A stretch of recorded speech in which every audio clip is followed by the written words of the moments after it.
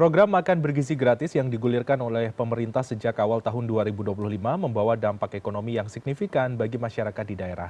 Seperti di Kabupaten Boyolali, Jawa Tengah, program ini membawa berkah sendiri bagi para pelaku UMKM. Permintaan bahan baku lokal seperti susu sapi dan telur puyuh melonjak drastis hingga 300%.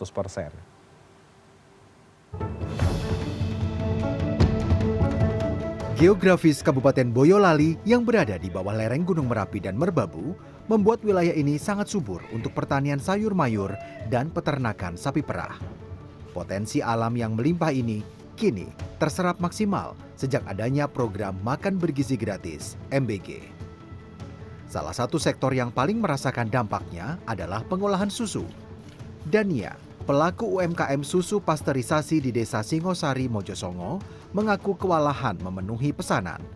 Sejak Januari 2025, produksi susu sapinya naik hingga 300% setelah mensuplai kebutuhan puluhan satuan pelayanan pemenuhan gizi (SPPG). Dalam sehari, ia mampu mengolah 500 liter susu sapi segar menjadi sedikitnya 5.000 pek susu bantal pasteurisasi. Bahan baku susu segar diambil dari para peternak sapi perah di Desa Singosari. Saat ini kami sudah mengampus sekitar 20 SPPG, area DIY utamanya di Sleman, kemudian di Solo, Magelang, begitu. Dan ada Boyolali juga. Saat ini kami mengalami kenaikan produksi di angka 300%, kurang lebih dalam satu hari sekitar 500 liter susu. Rezeki dadakan juga menghampiri Rosita, pengusaha pengolahan telur puyuh di Kecamatan Teras, Boyolali. Sejak 1 bulan terakhir, ia menjadi pemasok telur puyuh rebus ke dapur SPPG di wilayah Boyolali dan Sukoharjo. Jika biasanya hanya menjual 2.000 butir di pasaran, kini dalam seminggu menerima pesanan hingga 15.000 butir, membuat omset usahanya melonjak tajam. Kemarin habis dapat pesanan dari SPPG lumayan banyak sekali. Satu bulannya lebih dari 30.000 biji. Dan itu semua dikerjakan sendiri sama keluarga. Alhamdulillahnya berkah lah buat keluarga saya gitu.